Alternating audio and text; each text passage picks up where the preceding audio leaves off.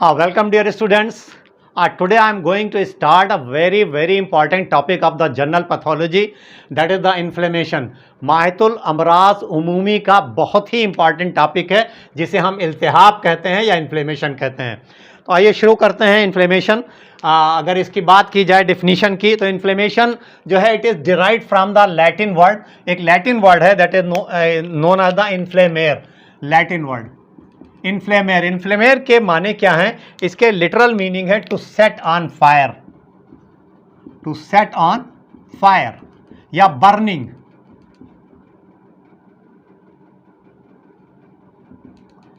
तो literal meaning of this inflammation is derived from this Latin word inflammare, और इसके meaning जो है that is the to set on fire, यानी आग पर रख देना, आग है या बर्निंग है। तो ये हमको बाद में अभी आगे हम लोग पढ़ेंगे कि ये जो हीट है या बर्निंग है या जो जलन है, it is one of the sign of the inflammation, it is not actually inflammation. अगर हम लोग इसकी डिफिनीशन की बात करें तो इन्फ्लेमेशन में भी defined as a local response of living vascularized tissue to injury from any agent. जो हमारा लिविंग बॉडी है उसमें अगर किसी तरह की इंजरी आती है, उसके अगेंस्ट जो बॉडी रिएक्ट करती है, that reaction is known as inflammation. It is a protective and defensive response for survival. हमारी बॉडी का प्रोटेक्टिव और डिफेंसिव रिस्पॉन्स है अपने सर्वाइवल के लिए किसी तरह की भी इंजरी के अगेंस्ट। इसको आप ऐसे समझ सकते हैं कि एक मान लीजिए कोई कंट्री है, उसका अपना एक सिस्टम है पूरा। उस कंट्री पे अगर कोई टेररिस्ट अटैक होता है या कोई दूसरी कंट्री अटैक करती है, तो उसकी जो कंट्री का जो डिफेंस है वो फौरन उसके अगेंस्ट एक्टिव होता है और उसको डिस्ट्रॉय करने की, एलिमिनेट करने की, ख़त्म करने की कोशिश करता है अपने डिफेंस में। तो we have the military forces, we have the paramilitary forces and police forces, ये सब मिलकर काम करती हैं। उसी तरह हमारी बॉडी जो है किसी तरह का भी इंजूरियस एजेंट आता है, अटैक करता है, उसके अगेंस्ट डिफेंसिव मैकेनिज्म लाती है। हमारे पास डिफरेंट टाइप के डिफेंस मैकेनिज्म हैं, द WBCs हैं, there are the so many antibodies हैं, कॉम्प्लीमेंट सिस्टम है। तो हम लोग आगे इसकी सब डिटेल पढ़ेंगे। तो इन्फ्लेमेशन की डिफिनीशन की अगर बात की जाए कि what is the inflammation, inflammation is the defensive response of the vascularized living tissue of the body against any type of the injury. This is the simple definition. अब मकसद क्या है इन्फ्लेमेशन का? The effect of the inflammation is has at least two folds. दो मकसद हैं। पहला मकसद क्या है? टू इलिमिनेट और डिस्ट्रॉय और limit the causative agent.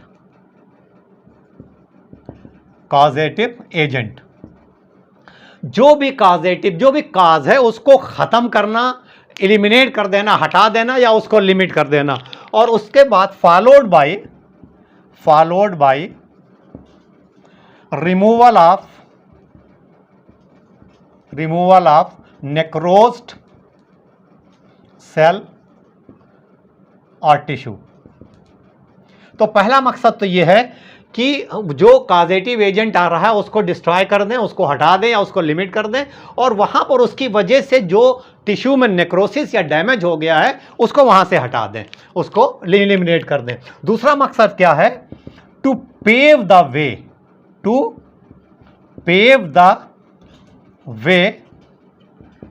To repair the damage tissue. यानी वहां पर जो टिश्यू डैमेज हो गया है उसकी मरम्मत के लिए जो है वो रास्ता हमवार करना। तो this is the two folds of the inflammation. दो मकसद हैं। तो इन्फ्लेमेशन की definition is very much clear हमारे ख्याल से कि इन्फ्लेमेशन क्या है। Inflammation is the defensive protective response of the living vascularized tissue of our body against any type of injury, whatever the injury is. कोई भी injury हो सकती है, हम लोग उसकी आगे डिटेल बात करेंगे। तो उसके अगेंस्ट बॉडी का डिफेंसिव रिस्पॉन्स है। दो मकसद होता है। एक मकसद ये है कि जो भी कॉजेटिव एजेंट वहां पर आ रहा है उसको हटा दें और उसकी वजह से जो वहां टूट फूट हो गई है उसको वहां पर हटाएं, और वहां पर मरम्मत के लिए, वहां पर रिपेयर के लिए वे जो है वो रास्ता वो जो है वो हमवार करें, pave the way for the repair. देखिए जिस भी पार्ट में इन्फ्लेमेशन होता है वो पार्ट जो उस पार्ट के साथ हम लोग आइटिस लगा करके उसको प्रोनाउंस करते हैं। फॉर एग्जांपल अगर मान लीजिए लीवर में इन्फ्लेमेशन हो गया तो that is known as the hepatitis. अगर हमारी वो जो है मान लीजिए कहीं पर यहाँ पर ब्रेन मेनिंजीज में अगर इन्फ्लेमेशन हो गया that is known as the meningitis. तो जिस चीज़ में भी जहाँ पर आप आगे पढ़ेंगे डिफरेंट जो है फील्ड जब आप जाएंगे तो जहाँ पर भी टिस लगा होगा दैट मीन्स कि that part is there is the inflammatory changes, वहाँ पर इन्फ्लेमेशन हुआ है। तो इतना क्लियर है, इसकी एक स्क्रीनशॉट आप लोग लीजिए, फिर हम लोग आगे बात करते हैं। अब हम लोग बात करेंगे causes of the this inflammation, इल्तिहाब के असबाब। तो हम लोग अगर इसके असबाब या काजेज की बात करें तो most common is the infection. Infection may be bacterial, it may B viral, it may B fungal, it may B parasitic. किसी तरह का भी माइक्रोबियल इन्वेजन होगा बॉडी में, इन्फेक्शन होगा, उसके अगेंस्ट बॉडी रिएक्ट करेगी, इन्फ्लेमेशन वहाँ पैदा होगा। देखिए दोनों चीज़ें बिल्कुल अलग अलग हैं। One is the infection and other is the inflammation. What is the infection? Infection is the invasion of the body by the microbe producing the ill effect, that is the infection. Inflammation क्या है? Protective response of the body against any type of the injury that may be infection और it may be non infection. Infection की वजह से भी हो सकती है या दूसरे वजह से भी। तो कंफ्यूज नहीं होना है इन्फेक्शन और इन्फ्लेमेशन में। तो पहली चीज़ हो गई इन्फेक्शन। दूसरी चीज़ है टिश्यू डैमेज और नेक्रोसिस। टिश्यू डैमेज हो जाए या नेक्रोसिस हो जाए, हम लोग पढ़ चुके हैं कि इस्कीमिया और hypoxia is the most common cause of the necrosis. इसके अलावा फिजिकल एजेंट आ सकते हैं, यानी इंजरी, फिजिकल इंजरी हो जाए, वहाँ पर एक्सेसिव हीट आ जाए, कोल्ड आ जाए, हीट की वजह से इंजरी हो सकती है, कोल्ड की radiation, different type of the radiation उसकी वजह से हो सकती है। There may be the mechanical trauma, चोट लग गई, आदमी गिर गया किसी कहीं ऑब्जेक्ट, तो वो मैकेनिकल ट्रामा हो गया। केमिकल एजेंट्स भी हो सकते हैं, ऑर्गेनिक केमिकल्स या इनऑर्गेनिक केमिकल्स, टॉक्सिन्स कई तरह के आ सकते हैं, तो उनकी वजह से भी इंजरी हो सकती है। तो ये उसकी वजह से जब भी टिश्यू डैमेज होगा, नेक्रोसिस होगी, उसके अगेंस्ट बॉडी रिएक्ट करेगी, इन्फ्लेमेशन होगा। फॉरेन बॉडी आ सकती है, देयर में बी द स्प्लिंटर, देयर में बी द डस्ट और सूचर। ये इनर्ट मटेरियल आ सकते हैं और ये इनर्ट मटेरियल दो तरह से काम करते हैं। एक तो ये डायरेक्ट इंजरी पैदा कर सकते हैं, डायरेक्ट इंजरी, ये गया, डस्ट गया या स्प्लिंटर गया या सूचर गया, डायरेक्ट इंजरी पैदा किया। इसके अलावा ये इन्फेक्टेड हो सकते हैं माइक्रोबियल, इनके साथ माइक्रोबियल इन्फेक्शन भी जा सकता है। ये इन्फेक्टेड हो सकते हैं तो इंजरी पैदा कर रहे हैं और इन्फेक्शन भी साथ में पैदा कर रहे हैं, तो दो तरह से असर कर सकते हैं।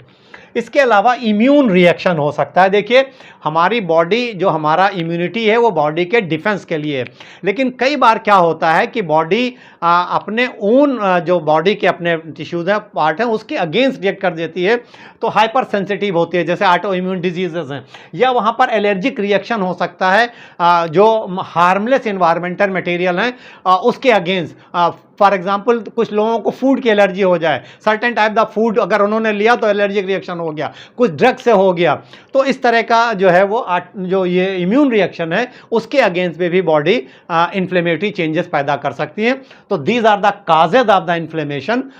तो इन्फ्लेमेशन जो है उसके असबाब जो हैं वो चार कैटेगरी में ब्रॉडली हम लोगों ने उसको डिवाइड किया। इन्फ्लेमेशन हो सकता है, डिसइंफेक्शन हो सकता है, टिश्यू डैमेज, नेक्रोसिस हो सकती है, फॉरेन बॉडीज़ की वजह से हो सकता है, या इम्यून रिएक्शन हो सकता है। Now the cardinal science of the inflammation. क्या मतलब है कार्डिनल साइंस का? इल्तिहाब की खुसूसियात, यानी जहाँ पर भी इन्फ्लेमेटरी चेंज होगा, इन्फ्लेमेशन होगा, वहाँ पर ये साइंस ज़रूर मिलेंगे, इसीलिए ये कार्डिनल साइंस कहलाते हैं। इन्फ्लेमेशन के साथ मस्ट है, वहाँ पर मिलेंगे। पहली चीज़ क्या है? That is the rubor, that is known as the redness या सुर्खी। जहाँ पर इन्फ्लेमेशन होगा वहाँ पर रेडनेस होगी, सुर्खी होगी। क्यों होगी? Due to the active hyperaemia, वहाँ पर ब्लड सप्लाई बढ़ जाती है। जिस पार्ट में भी इन्फ्लेमेशन हो रहा है, इल्तिहाब हो रहा है, वहाँ ब्लड सप्लाई बढ़ जाती है। ब्लड सप्लाई बढ़ने की वजह से वो पार्ट रेड दिखेगा, जिसे रूबोर कहते हैं, सुर्खी होती है। दूसरा जो इंपॉर्टेंट साइन है that is the calor, that is heat, हरारत। वो पार्ट अगर आप छुएंगे तो आपको गर्म लगेगा, वहाँ पर हरारत बढ़ जाती है। क्यों बढ़ जा रही है? ये जो ब्लड सप्लाई वहाँ पर बढ़ी तो इंटरनल हीट जो है उस टिश्यू में ट्रांसफ़र होती है और उसकी वजह से वो पार्ट गर्म लगता है, वहाँ पर हीट बढ़ जाती है, गर्मी होती है। तीसरी जो साइन है that is known as the tumour, that is swelling, जिसे हम वर्म कहते हैं। क्यों हो रहा है? क्यों वहाँ पर जहाँ पर भी इन्फ्लेमेशन होगा वहाँ पर इन्फ्लेमेटरी एक्सुडेट अकुमुलेट होता है, जमा होता है, उसकी वजह से वो पार्ट सूज जाता है, वहाँ पर वर्म आ जाता है। और चौथा साइन है डेलोर, दैट इज़ द पेन, जिसे हम दर्द कहते हैं। तो दर्द होता है इस वजह से कि वहाँ पर जो सेंसरी नर्व एंडिंग है उनके ऊपर एक्सुडेट जो है वो वहाँ जमा होता है, तो वो टच करती हैं, उसकी वजह से वहाँ पर दर्द होता है। तो ये 4 कार्डिनल साइंस जो हैं, it is was postulated by the Roman scientist Celsus in the 1st century AD। 1st century AD में रोमन राइटर सेल्सस ने इन 4 जो है कार्डिनल साइंस ऑफ इन्फ्लेमेशन के बारे में बताया गया।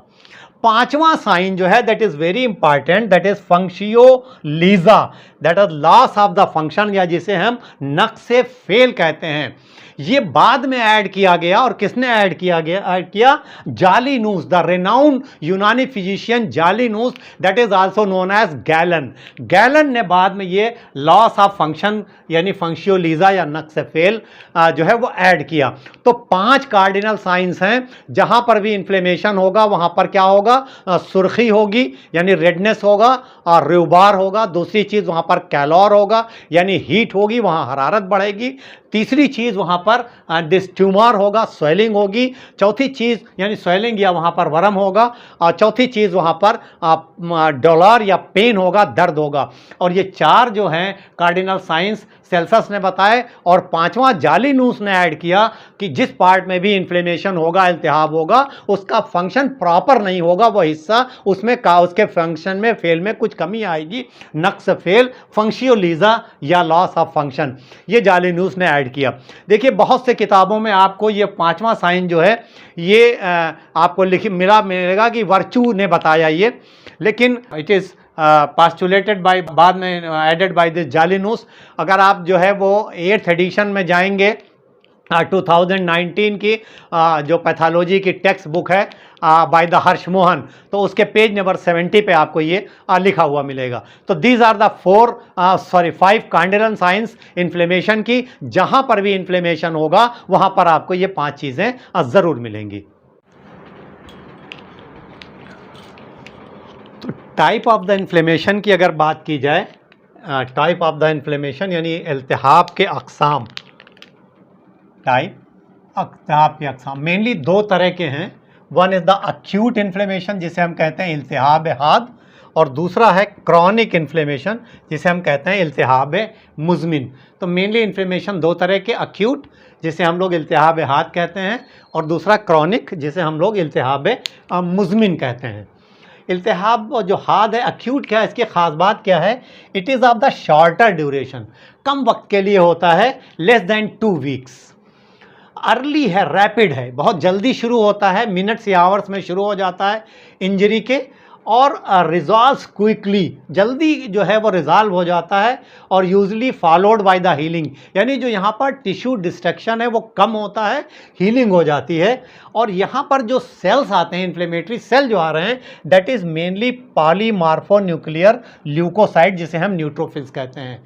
तो अक्यूट इन्फ्लेमेशन शॉर्टर ड्यूरेशन का है, जल्दी शुरू हो जाता है, अर्ली होता है, रैपिड बहुत होता है, बहुत ज़्यादा जो है वो डिस्ट्रक्शन नहीं होता है, टिश्यू डिस्ट्रक्शन कम होता है। मेन सेल्स जो हैं वो पॉलीमार्फोन्यूक्लियर ल्यूकोसाइट हैं, और जो लोकल और सिस्टमिक जो साइंस हैं वो बहुत प्रोमिनेंट होते हैं, तेज़ी के साथ आता है, इसलिए वो साइंस बहुत प्रोमिनेंट होते हैं।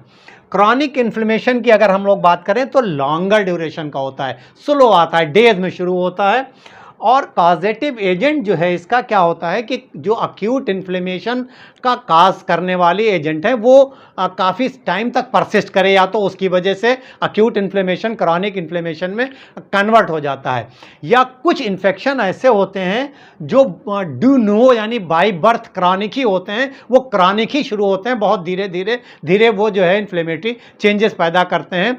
The tuberculosis is the most common example of the this chronic inflammation वहाँ शुरू होता है। तो ये सीवियर होता है, जो इसका असर जैसे यहाँ पर क्विक था और यूजली फॉलोड बाय हीलिंग था, बहुत ज़्यादा डैमेज नहीं था। तो जो टिश्यू डैमेज है सीवियर है और प्रोग्रेसिव है। इसके अलावा यहाँ पर जो सेल्स मिलते हैं that are the lymphocyte mainly, plasma cells and macrophages. और क्रॉनिक इन्फ्लेमेशन में वहाँ पर फॉर्मेशन होता है ग्रेनुलेशन टिश्यूज़ का। इसके अलावा कुछ स्पेसिफिक कंडीशन में ग्रेनुलोमाटस इन्फ्लेमेशन कहलाता है, जिसमें वहाँ पर ग्रेनुलोमा का फॉर्मेशन हो जाता है इनटू द क्रॉनिक इन्फ्लेमेशन। तो दो तरह के हुए, अक्यूट और क्रॉनिक। तो एक कंडीशन है subacute inflammation, that is known as the subacute inflammation. इसे हम कहते हैं इल्तिहाब तहतुल हाद, इल्तिहाब तहतुल हाद, यानी इट इज़ नाइदर अक्यूट नार क्रॉनिक। तो ये ना तो जो अक्यूट की डिफिनेशन है उसमें फिट हो रहा है, ना क्रॉनिक में फिट हो रहा, बल्कि इंटरमीडिएट इनके बीच की स्टेज है, that is known as the subacute inflammation. तो इल्तिहाब अगर उसके अक़साम दो तरह के हुए, अक्यूट और क्रॉनिक मेनली। अब हम लोग अगले उसमें इंशाल्लाह अक्यूट की बात करेंगे। आज के इस वीडियो में बस इतना ही हम लोगों ने बात की कि इन्फ्लेमेशन क्या है, उसकी डिफिनीशन क्या है, हम लोगों ने उसकी डिफिनीशन को समझा और उसके बाद उसके असबाब को समझा, उसके कार्डिनल साइंस के बारे में हम लोगों ने बात की और उसके टाइप्स की बात की। काफ़ी देखिए लंबा ये जो है वो चैप्टर है इन्फ्लेमेशन, तो हम लोग कई पार्ट में पढ़ेंगे।